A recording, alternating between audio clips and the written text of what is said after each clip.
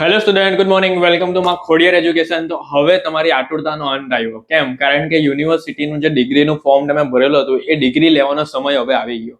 તો જે સ્ટુડન્ટે પણ ડિગ્રીનું ફોર્મ ભરેલું હતું અમને લાસ્ટમાં, તો એ લોકો માટે ડિગ્રીનું આ યુનિવર્સિટીનું 58મો પદવી દાન સમારંભ ચાલુ થયો છે. બરાબર છે?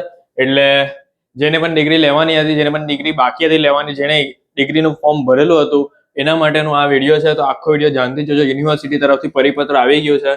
તો 27/2/26 ના રોજ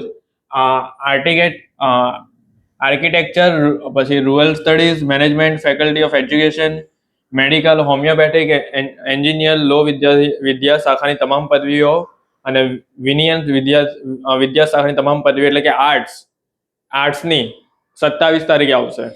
સાયન્સની વિજ્ઞાન વિદ્યા શાખાની તમામ પદવીઓ એટલે કે સાયન્સ, કોમ્પ્યુટર સાયન્સ વિદ્યા શાખાની તમામ પદવીઓ 28 તારીખે આવશે.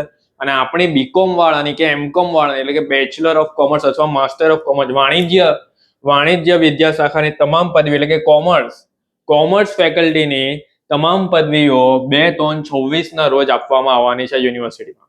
તો જલ્દી યુનિવર્સિટી પહોંચી જશે. બરાબર? બીજી તારીખે. અને સમય છે તમારો સવારે 11 વાગ્યાથી સાંજે 5 વાગ્યા સુધી.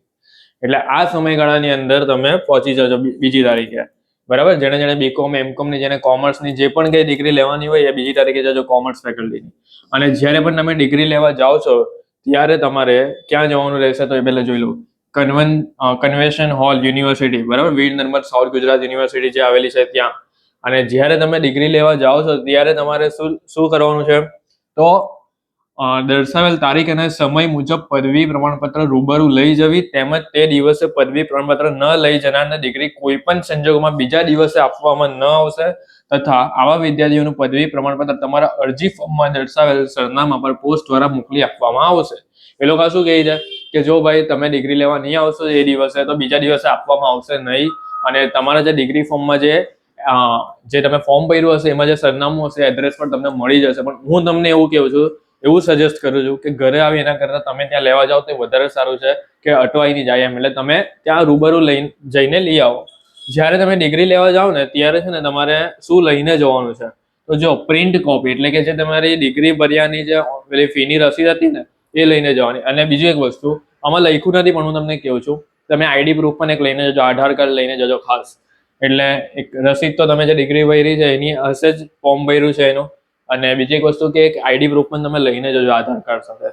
વિદ્યાર્થીઓ તેની ડિગ્રી લેવા આવી શકે એમ ન હોય એવા સંજોગોમાં વિદ્યાર્થી આવનાર વ્યક્તિના નામના ઓથોરિટી લેટર વિદ્યાર્થીના હસ્તાક્ષરમાં લખાવી પદવી પ્રમાણપત્ર ધારક અને આવનાર વ્યક્તિના આધાર કાર્ડની ઝેરોક્ષ તેમજ ઓનલાઈન ડિગ્રી ફી ભર્યાની રસીદની હાર્ડ કોપી ફરજિયાત લેવાની રહેશે.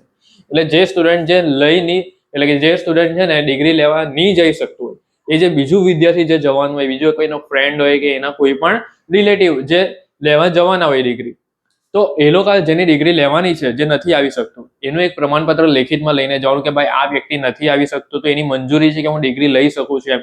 એવી રીતે એક સહી કરવાની છે.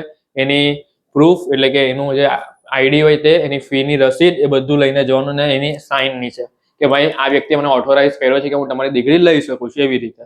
એટલે જે નહીં જઈ શકતું હોય એ આ ઓપ્શન છે. અથવા જે લોકો જવાના જ નથી એ લોકોના ઘરે આવી જશે.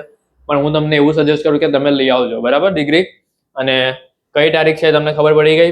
2/3/26 કોમર્સની આપણી બીકોમ એમકોમ વાળાની જે કોમર્સ લીધું છે કોમર્સ ફેકલ્ટીની ડિગ્રી 2/3/26 આવશે બીજી તારીખે. બરાબર? માર્ચ મહિનાની. તો લઈ આવજો. અને સવારે 11 થી સાંજે 5 વાગ્યાની વચ્ચે જજો. તો ખૂબ ખૂબ કોંગ્રેચ્યુલેશન્સ તમને કે તમારી ડિગ્રી હવે આવી ગઈ છે. આટલા સમયથી તમે રાહ જોતા હતા અને ડિગ્રી આજે તમારા હાથમાં હશે. તો કોંગ્રેચ્યુલેશન્સ બધાને.